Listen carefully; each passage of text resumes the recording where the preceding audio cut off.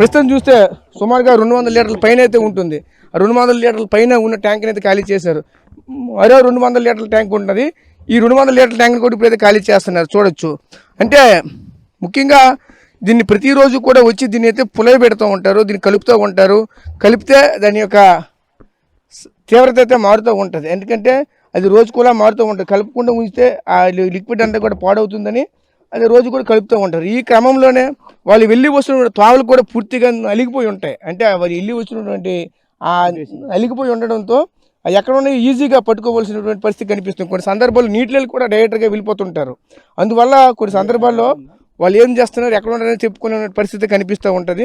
ఇదే క్రమంలో చూస్తూ ఉంటే 9 బృందాలుగా బయలుదేరినటువంటి ఈరోజు ఈ ఎక్సైజ్ డిపార్ట్మెంట్ అలాగే ఎన్ఫోర్స్మెంట్ డిపార్ట్మెంట్ సంబంధించిన పోలీసులంతా కూడా విజయవంతంగా ఈ యొక్క ఆపరేషన్ అయితే సక్సెస్ చేస్తున్న పరిస్థితి కనిపిస్తూ ఉన్నాయి. ఇంకా చూస్తూ ఉంటే కొన్ని దగ్గరలు ఇంకా అయితే ఉన్నాయి. అది కూడా ఒకసారి పరిశీలించే ప్రయత్నం అయితే చేద్దాం.